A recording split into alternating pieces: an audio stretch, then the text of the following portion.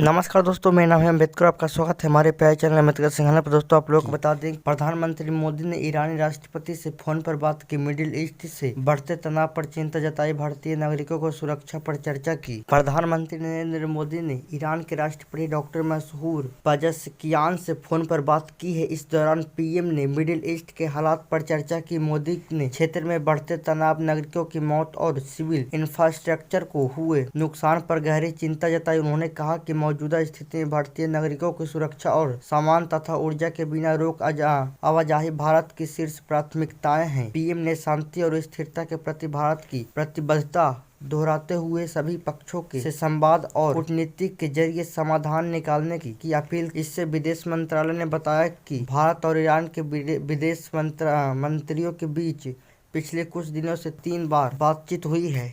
America Israel versus Iran जंग में 1878 की मौत। ईरानी सुप्रीम लीडर बोले, अमेरिकी बेस पर हमले जारी रहेंगे। ईरान के नए supreme leader Ayatollah Mojtaba Khamenei ने पद संभालने के बाद गुरुवार को अपना पहला बयान जारी किया। इसमें उन्होंने अमेरिका को चेतावनी देते हुए कहा कि वह मिडिल ईस्ट में मौजूद अमेरिकी सैन्य अड्डों को बंद कर दे, नहीं तो उन पर हमले जारी रहेंगे। मुज्तबा ने अमेरिका और इजराइल को चेतावनी दी है कि उन्हें ईरान पर किए गए हमलों की भरपाई करनी होगी। ईरान के सरकारी टीवी पर पढ़कर सुनाए गए संदेश में खामेनेई ने कहा है कि मौजूदा हालात में होर्मुज स्ट्रेट का रास्ता भी नहीं खोला जाएगा। यह बयान देते समय आया है जब अमेरिका, इजराइल और ईरान के बीच युद्ध लगातार तेज हो रहा है। रिपोर्ट्स के मुताबिक अमेरिका और इजराइल के हमलों से पहले दिन मुज्तबा खामेनेई के पैर में फ्रैक्चर हो गया था और इन्हें हल्की चोट भी आई। बताया गया है कि उसी हवाई हमले में घायल हुए थे जिसमें उनके पिता और पूर्व supreme leader ayatollah Ali Khamenei की मौत हो गई थी। मुज्तबा खामेनेई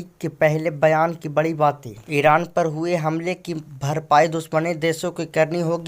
हर्जाना नहीं मिला तो ईरान भी उतना ही नुकसान उनकी संपत्ति को पहुंचाएगा। मिडिल ईस्ट में मौजूद सभी अमेरिकी सैन्य ठिकानों को तुरंत बंद किया जाए, नहीं तो उन पर हमले जारी होंगे। ईरान अपने पड़ोसी देशों के साथ अच्छे संबंध चाहता है। इन देशों जमीन पर मौजूदा अमेरिकी सैन्य अड्डे ही निशाने पर हैं। दुश्मनों पर दबाव बनाने के लिए होर्मुज स्ट्रेट फिलहाल बंद रखा जाएगा। ईरान अपने सभी शहीदों खून का बदला लेने की लड़ाई जारी रखेगा, चाहे वह पूर्व सुप्रीम लीडर हो या हमले में मारे गए बच्चे। ईरानी सेना का धन्यवाद, उनके बलिदान ने देश को बाहरी ताकतों के कब्जे या बंटवारे से बचाया। युद्ध में प्रभावित लोगों के लिए आर्थिक और सैन्य तरह की मदद देने की योजनाएं बनाई जा रही। देश के लोग मतभेद भुलाकर एकजुट हैं और इस मुश्किल दौर पर मिलकर सामना करें। क्या ईरान ने भारतीय जहाजों को जाने की इजाजत दी है? मिडिल ईस्ट में जारी इस संघर्ष के बीच भारत और ईरान के विदेश मंत्रियों ने पिछले कुछ दिनों में 3-4 बार बातचीत की है। विदेश मंत्रालय के प्रवक्ता रणधीर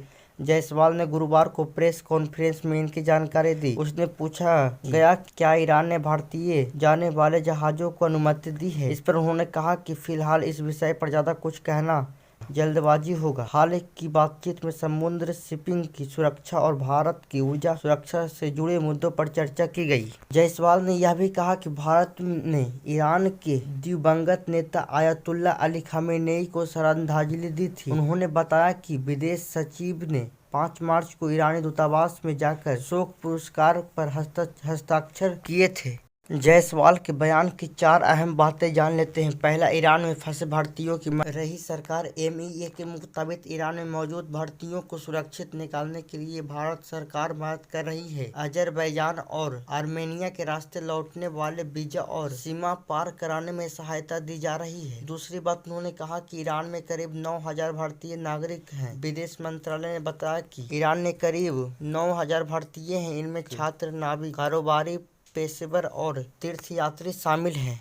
तीसरी बात, उन्होंने बताया कि पीएम मोदी ने खाड़ी देशों के नेताओं से प्रधानमंत्री मोदी ने खाड़ी देशों के नेताओं से बातचीत में जल्द शांति बहाल करने के लिए संवाद और कूटनीति पर जोर दिया। चौथी बात, उन्होंने बताया कि नागरिकों की सुरक्षा पर भारत का जोर। भारत ने संघर्ष में आम लोगों को नुकसान से बचाने और नागरिकों की सुरक्षा सुनिश्चित कराने की जरूरत पर जोर दिया है। फारस की खाड़ी में बुधवार को एक ऑयल टैंकर में हमले के बाद आग लग गई। हालांकि ये स्पष्ट नहीं है कि ये हमला किसने किया था। ओमान के सलाहकार बंदरगाह पर ईरानी ड्रोन हमले के बाद बुधवार को आग लगा गई। अमेरिकी सेंट्रल कमांड ने गुरुवार को ईरानी विमान पर हमले का फुटेज जारी किया। तो दोस्तों आज के लिए बस इतना ही, धन्यवाद।